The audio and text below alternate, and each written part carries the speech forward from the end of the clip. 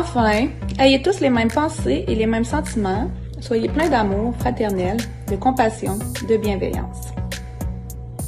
Ne rendez pas le mal pour le mal, ni l'insulte pour l'insulte.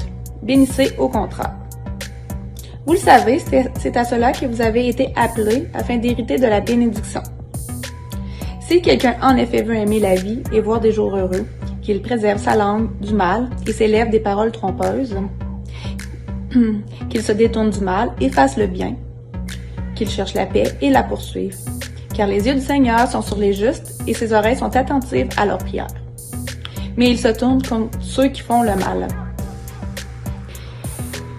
Qui vous fera du mal si vous avez pour modèle ce qui est bien? D'ailleurs, même si vous deviez souffrir pour la justice, vous seriez heureux. N'ayez donc aucune crainte et ne soyez pas troublés, mais respectez dans votre cœur la sainteté de Dieu le Seigneur. Soyez toujours prêts à défendre l'espérance qui est en vous devant tous ceux qui vous en demandent raison. Mais faites-le avec douceur et respect, en gardant une bonne conscience, afin que là même où ils vous calomnient, comme si vous faisiez le mal, ceux qui critiquent votre conduite en Christ soient couverts de honte. En effet, il vaut mieux souffrir si telle est la volonté de Dieu en faisant le bien qu'en faisant le mal. Christ aussi a souffert, et ce une fois pour tous les péchés. Lui, le juste, il a souffert pour les injustes, afin de vous conduire à Dieu. Il a souffert une mort humaine, mais il a été rendu à la vie par l'Esprit. C'est alors aussi qu'il est allé faire une proclamation aux esprits en prison, ceux-là même qui avaient été rebelles autrefois, lorsque la patience de Dieu se prolongeait à l'époque de Noé pendant la construction de l'arche. Un petit nombre de personnes, à savoir 8, sont entrées dans ce bateau et ont été sauvées à travers l'eau.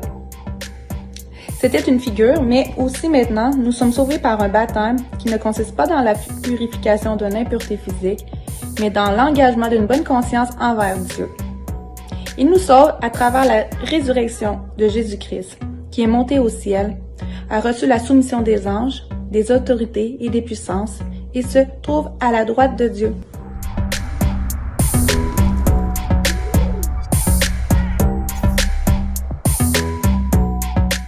Salut tout le monde, j'espère que vous allez bien. Bienvenue à l'Église 180 en ligne. Je m'appelle David, je suis pasteur de l'Église.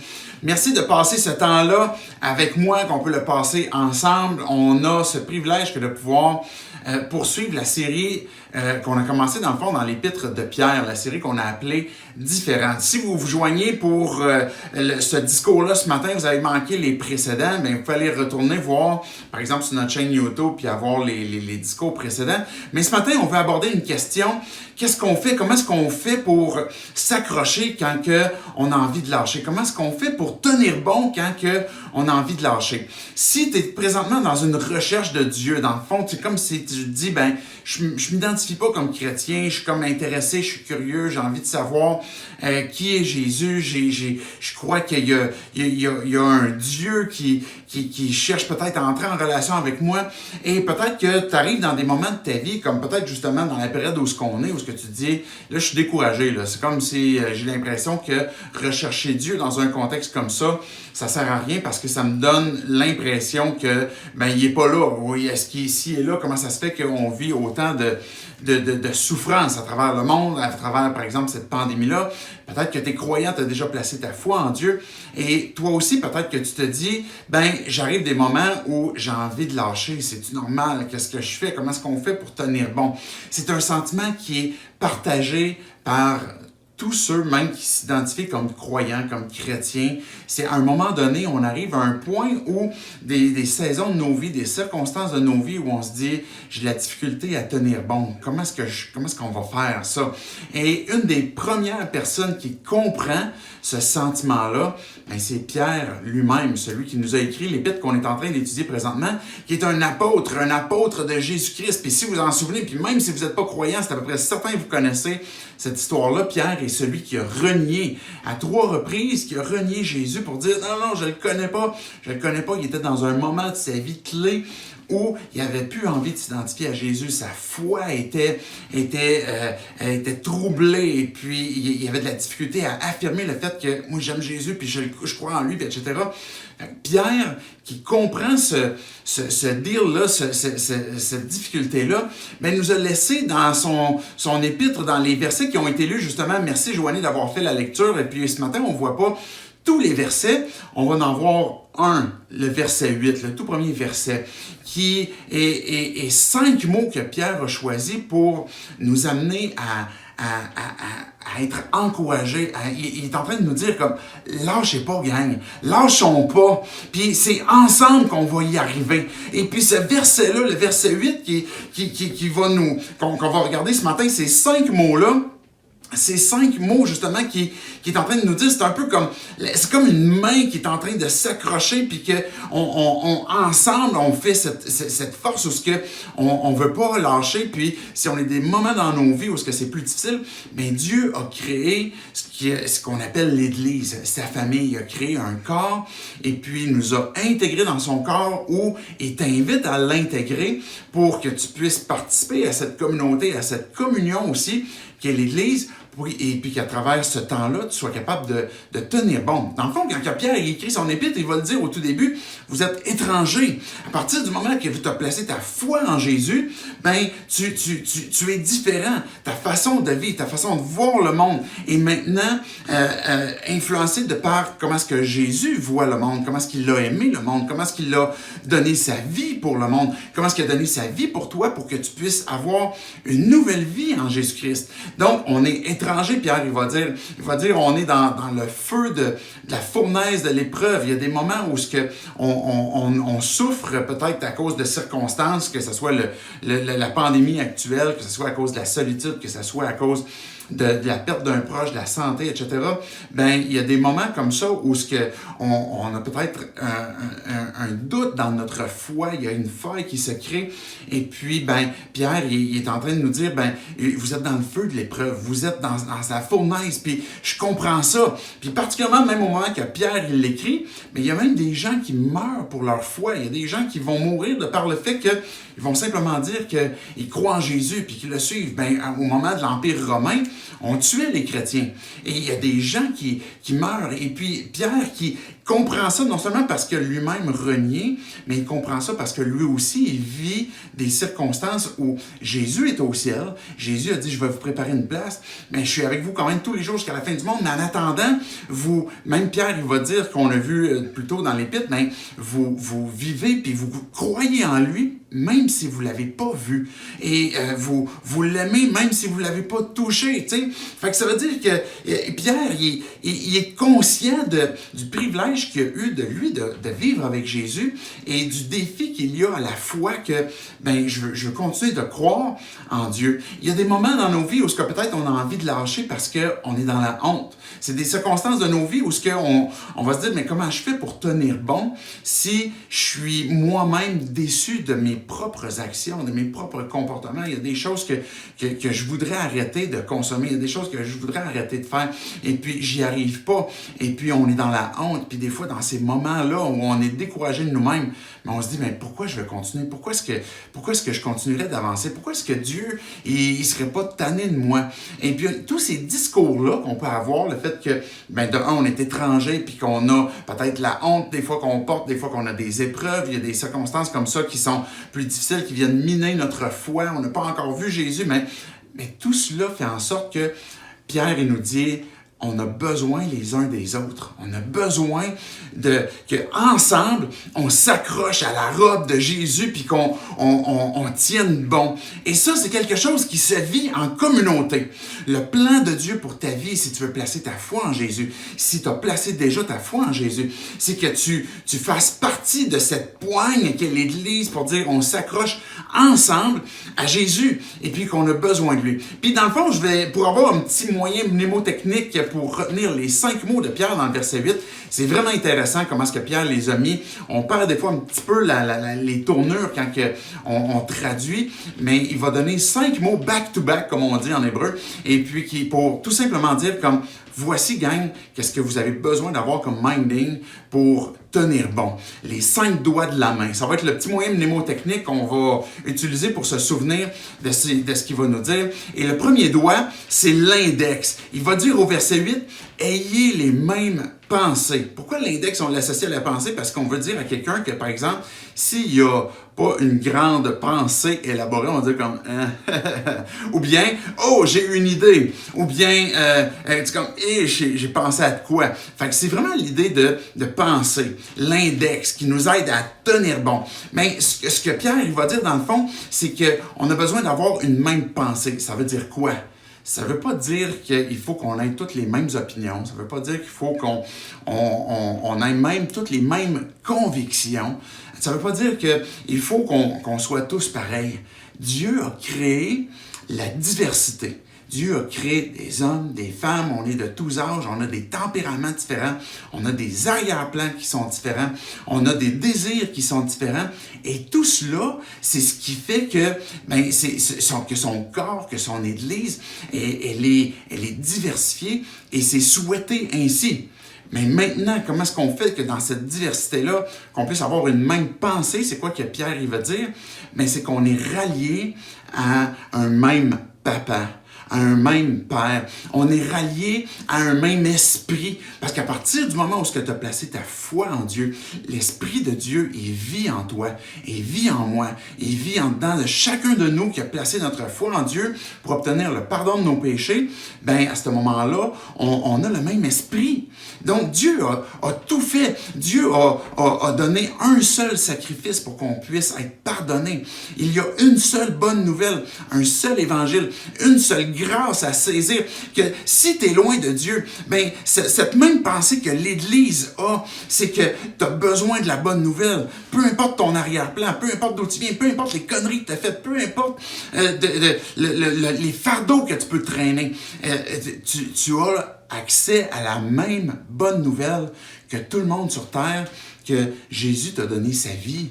Parce que le Père qui t'a tellement aimé, ben, il t'a envoyé son Fils pour que Jésus puisse mourir, ce qui est la conséquence de notre péché, la conséquence de nos péchés. Et il a dit, ben, je donne ma vie pour prendre la culpabilité que chacun d'entre nous, on a, et puis en échange de donner la vie. Et tout cela s'obtient par la foi.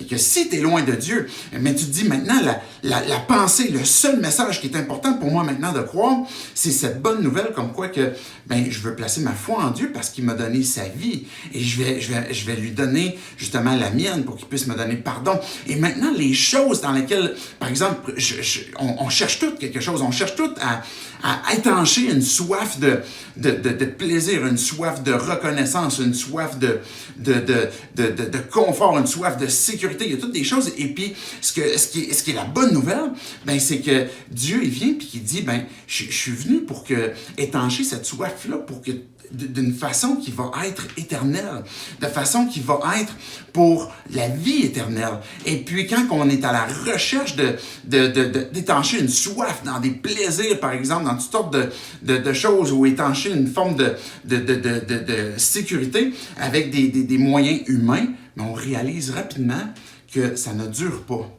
Et ça fait en sorte que ça crée évidemment du découragement. Ça crée évidemment des moments où on a envie d'abandonner. Et c'est là que la bonne nouvelle intervient. La même bonne nouvelle, les mêmes pensées sur lesquelles on va avoir cette idée, cette pensée, c'est que ben, Jésus m'a tout donné pour l'éternité. Maintenant, même si tu n'as jamais placé ta foi en Dieu, et si tu es croyant, mais chacun d'entre nous, on a accès à la même grâce de Dieu qui nous permet de la saisir puis d'obtenir secours dans quels que soient les besoins que l'on a. On a cette même pensée, non seulement parce qu'on a un même Sauveur, un même Seigneur, parce que c'est le même Évangile, parce qu'on a un même Papa, mais on est liés, on est investi dans une même mission, qui est celle de Jésus. Jésus. Jésus, il dit, je suis venu pas pour les bien portants, je suis venu pour ceux qui reconnaissent leurs besoins parce qu'ils sont malades, parce que leur âme en a besoin. Et je suis venu pour sauver, et puis pour apporter finalement la rançon qui était nécessaire pour qu'on puisse être pardonné. Mais si c'est ça la mission de Jésus, qu'il est venu pour sauver, ben le corps de Christ qu'on est encore aujourd'hui, mais le fait qu'on est dans une même pensée, c'est qu'on est en train de s'investir aussi à la même mission.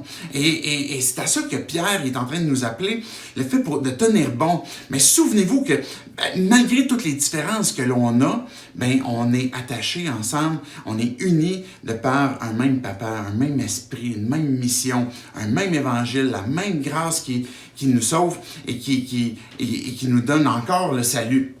Le deuxième doigt, c'est le pouce. Donc, on a parlé l'index, les mêmes pensées. Le pouce, parce que Pierre, il va dire, ben, soyez sympathique, littéralement, qu'on aurait pu lire. Cette idée de sympathie, c'est comme si, mettons, on se projette à l'Empire romain, ben quand que, par exemple, l'empereur faisait ça de même, c'est comme, oh, il a été sympathique avec ma cause, puis il me garde la vie sauve, comparativement à si on fait ça, ben là, on sait qu'il devait mourir. La même chose que si on fait ça sur le bord de l'autoroute, puis quelqu'un arrête, c'est parce qu'il a eu sympathie de nous, il est avec nous. Et c'est l'idée de justement, on est ensemble pour, on porte ensemble justement cette même passion. Donc, quand on parle de sympathie, c'est l'idée d'être avec. Comparativement, mettons, à apathique, où ce qu'il n'y a pas d'association du tout, on est juste comme, alors, je m'en fous, ou bien antipathique, où ce qu'on est contre la pensée de l'autre. Mais ce que Dieu est en train de nous dire, c'est que pour tenir bon, soyez sympathique. Soyez sympathique dans vos paroles, dans vos attitudes, dans votre façon d'être. Romains 12 va dire, par exemple, au verset 15, ben, réjouissez-vous avec ceux qui sont dans la joie, puis pleurez avec ceux qui pleurent. Jacques, il va dire la même chose aussi. Mais pourquoi est-ce qu'on va faire ça? Pourquoi est-ce qu'on va vouloir participer, être avec, par exemple, les gens de la communauté chrétienne pour qu'on puisse tenir bon ensemble? Mais c'est parce que on va chercher à se comprendre. On va chercher à saisir comment est-ce qu'on est dans nos particularités. Que même si on a une même pensée, ben on est sympathique dans nos différences. Et puis que pendant un certain temps, ben ça demande un effort que je vais réfléchir, je vais essayer de comprendre, je vais essayer de ressentir comment est-ce qu'on se sent dans les souliers de l'autre. Pourquoi est-ce qu'il réagit comme ça? Pourquoi est-ce qu'il parle comme ça? Et ça fait en sorte que ça vient apporter un soutien, un réconfort, un encouragement, parce qu'on est ensemble, on est sympathisants à la même cause, au même cœur, et on prend soin les uns des autres, justement, d'une façon où on peut s'encourager. Si tu regardes, par exemple, un film, et tu vois quelqu'un qui tombe, par exemple, qui essaie de sauter dans la piscine à partir de son cabanon, et qui tombe à côté, on a toute la même réaction. C'est comme « Oh! » Tu sais, comme il s'est vraiment fait mal. Là. Mais pourquoi? C'est parce qu'à quelque part, on s'est déjà tout cogné le tibia à quelque part. Et puis, on le sait, la douleur que ça peut faire. Ou cogner le coude, là, tu sais, quand il y a les fourmis dans le coude, là, puis ça brûle dans la main. On sait à peu près tout qu'est-ce que ça fait. Et quand quelqu'un reçoit un coup comme ça, dans une partie de son corps qui peut être très sensible, ben on est compatissant instantanément comme « Oh! Ça a dû faire mal! » Même si c'est pas nous qui l'avons reçu. Pourquoi? Parce qu'on est sympathisant, parce qu'on porte la souffrance les uns avec les autres, ce qui fait qu'on est capable de tenir bon. Il y a des moments dans ta vie où tu vas être découragé, peut-être tu vas être dans la honte, peut-être que tu vas avoir des doutes. Et l'Église, c'est le lieu pour justement sympathiser, pour être sympathique, pas pour juger, pas pour condamner, mais pour chercher à comprendre, pour chercher à savoir comment est-ce que l'autre est dans ses souliers. Le troisième doigt, on a parlé de la même pensée, on a parlé de cette idée de sympathie, qui est le deuxième mot que Pierre va employer. Et le troisième doigt, c'est celui de l'annulaire. J'ai un petit peu de misère comme le mettre seul, là, mais vous comprenez c'est lequel, là, avec ma main gauche, je suis capable. Et bien, c'est l'annulaire. Pourquoi? C'est parce qu'il fait référence à l'amour. Pierre est en train de nous dire, ayez aussi cet amour ensemble, cette fraternité. Il va même le dire dans le premier chapitre aussi, de mémoire c'est au verset 22, que votre âme a été sauvée, vous avez été transformés pour que vous puissiez avoir un amour fraternel ardent. Donc, aimez-vous les uns les autres. Et Pierre a déjà entendu ce discours-là. Jésus lui a déjà lavé les pieds. Puis à la fin de ce moment-là, où Jésus a lavé les pieds, Jésus leur a dit, faites ça vous aussi. Lavez-vous les pieds. Je vous donne un commandement nouveau. Aimez-vous les uns les autres. Et puis prenez soin les uns des autres. C'est la fraternité. À partir du moment où tu places ta foi en Dieu, si tu considères placer ta foi en Jésus pour le pardon de tes péchés, tu dois comprendre que tu vas intégrer une famille. Souvent, on entend ce discours-là comme quoi que mais j'ai pas choisi ma famille. C'est vrai, il n'y a personne qui choisit sa famille. Puis même dans l'Église, c'est la même chose aussi. Tu ne choisis pas la famille dans laquelle tu vas entrer, mais c'est une famille qui est tissée parce qu'elle appartient au même papa. C'est une famille de sang, pas une famille de sang humain, mais du sang de son Sauveur, qui fait que chacun d'entre nous, qui plaçons notre foi en Jésus-Christ, ben on comprend que c'est à cause de son pardon que maintenant on est réconcilié avec lui, puis qu'on partage maintenant cette fraternité. Et il n'y a rien de plus doux, de plus agréable, de plus sécurisant que le corps de Christ, que cette fraternité. Comment est-ce qu'on fait pour tenir bon? Mais c'est dans cet amour qui est fraternel, où je vais m'investir dans cet amour-là. Je vais accepter aussi qu'on s'investisse avec moi. 1 Jean 3,12 dit par exemple, imitons pas Caïn qui a tué son frère. Puis pourquoi Caïn a tué son frère? Parce que, je vais le dire dans mes propres mots, parce que Caïn se sentait condamné par les œuvres de son frère, qui étaient justes.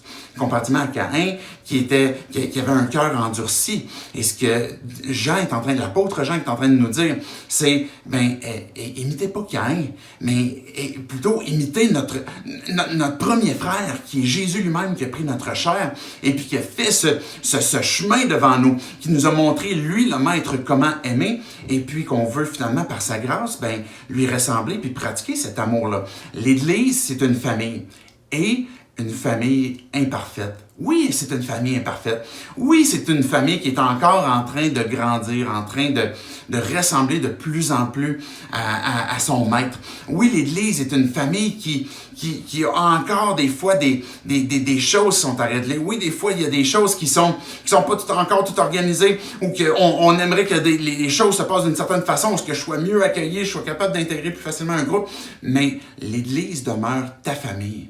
Et que si tu as placé ta foi en Jésus, non seulement Dieu, le Père, est ton Père, Jésus s'est fait ton frère et notre Sauveur, notre Seigneur, mais chacun d'entre nous, on partage les mêmes liens aussi à travers le sang de Christ qui est un lien spirituel. Et ça fait en sorte que, comme dans une famille sur Terre, il y a des petits frères, il y a des grands frères, il y a des petites sœurs, il y a des grandes sœurs, et chacun d'entre nous, on a l'occasion de pouvoir s'investir, des fois comme grand frère, des fois comme petit frère pour recevoir, des fois pour donner. Et puis, c'est une fraternité où on prend soin. Je poursuis avec l'autre doigt. On est rendu au petit doigt. Donc, on a vu, ayez une même pensée. Soyez sympathique. Ayez cet amour fraternel. Et le petit doigt, c'est cette idée de compassion. Le mot original est vraiment ultra intéressant parce que c'est le mot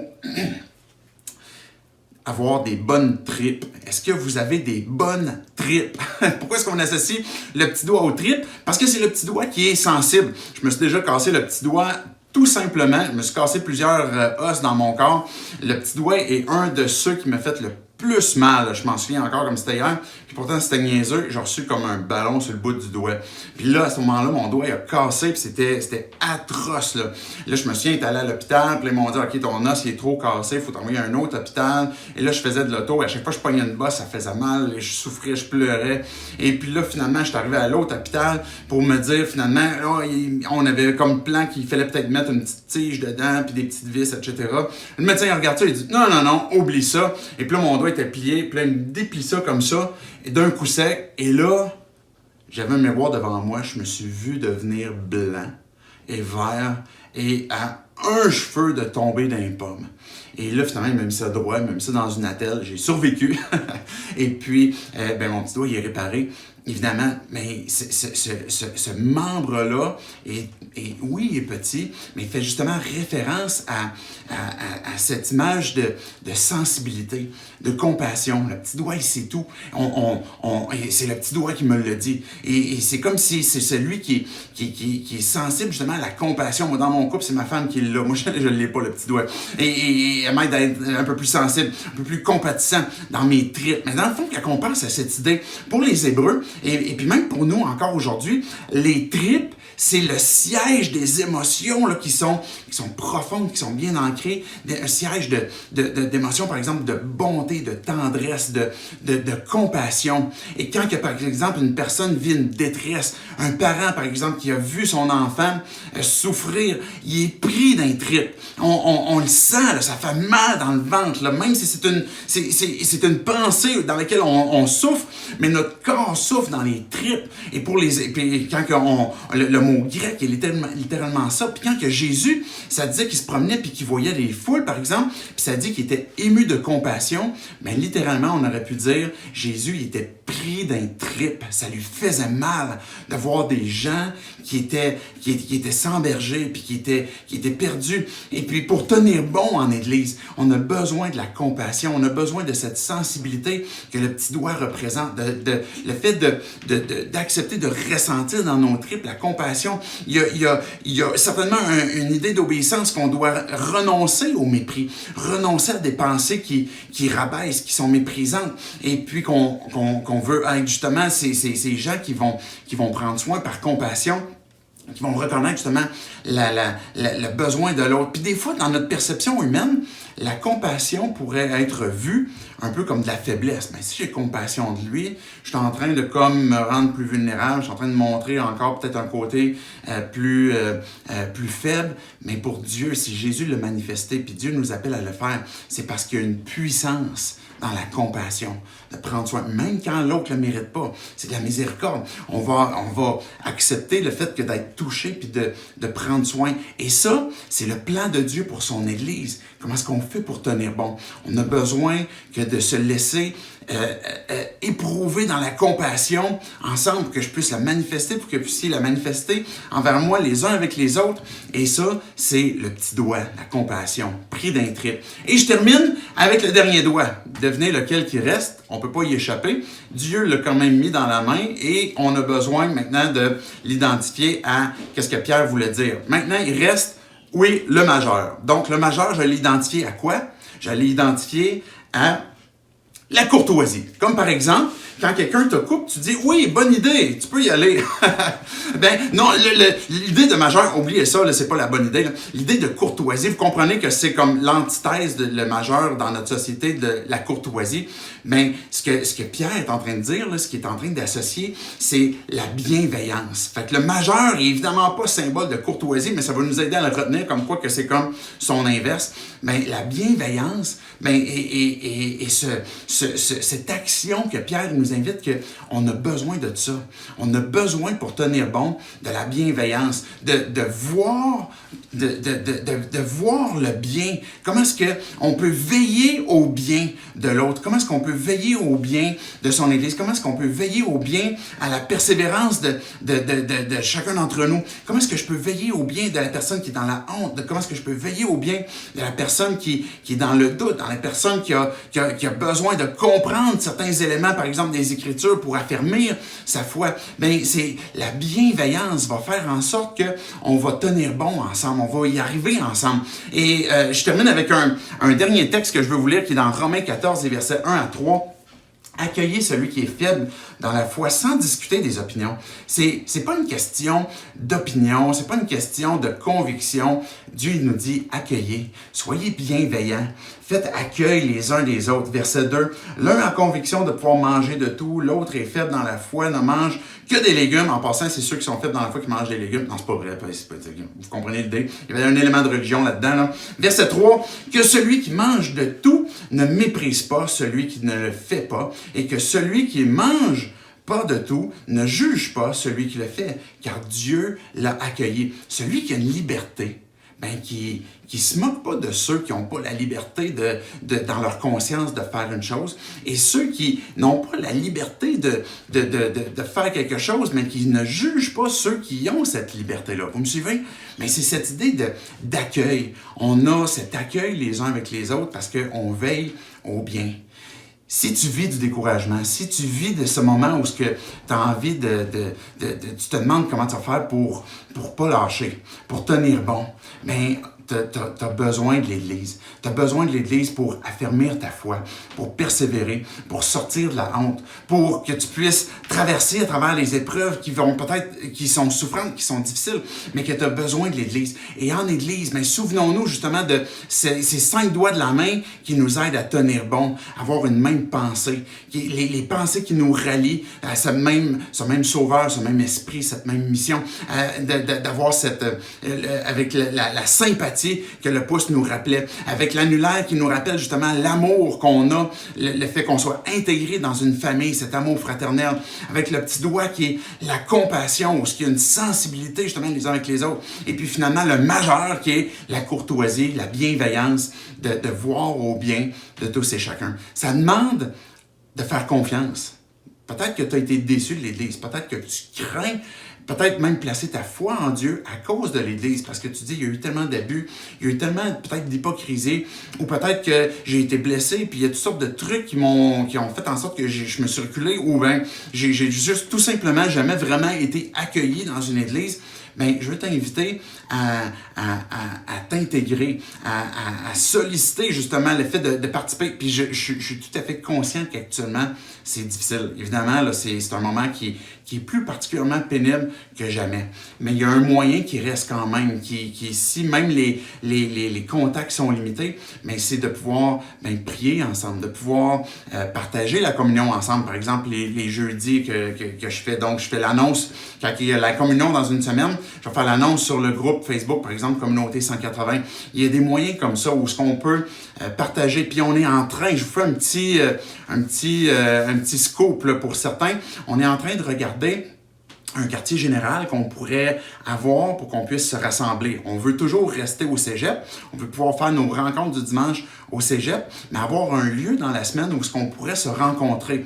Et puis actuellement, on ne peut pas se rencontrer au cégep, mais si on réussit à trouver ce quartier général, puis on a déjà une petite idée, puis prier pour ça, parce qu'on a trouvé quelque chose qui pourrait être intéressant, bien, avec ce quartier général-là, bien, ça nous permettrait d'avoir un lieu pour faire de la formation, pour organiser l'Église, mais pour faire des rencontres aussi, par exemple, en groupe connexion, pour pouvoir prendre des temps pour prier, pouvoir faire un événement de Noël, par exemple, qu'on est en train de planifier, qu'on aimerait pouvoir faire, justement, avec ce qui nous est permis, c'est jusqu'à 25 personnes. Donc, ça va être des moyens qu'on travaille fort pour, justement, mettre à notre disposition pour qu'on puisse tenir bon ensemble, qu'on puisse faire confiance à Dieu et dire, je veux persévérer, je veux avancer, mais je reconnais aussi mon besoin de la puissance que Dieu dégage dans ces vérités-là qu'il nous a données pour que je puisse persévérer, que je puisse avancer et continuer dans ma foi. Je vous souhaite une excellente semaine, tout le monde, une excellente journée et on se dit rendez-vous pour soit la table du Seigneur que je vais donner quelques annonces cette semaine ou sinon à dimanche prochain. Salut tout le monde, bye bye! Toi seul soit toute la gloire, nous louons ton nom. Oh, à toi seul soit toute la gloire, nous louons ton nom. Tu es le Dieu tout-puissant, surpassant les étoiles par ta gloire. Ton amour est comme un océan, oh, qui est comme toi, oh. Dernière fois. Tu es le Dieu tout-puissant, surpassant les étoiles par ta gloire. Ton amour est comme un océan, oh, qui est comme toi.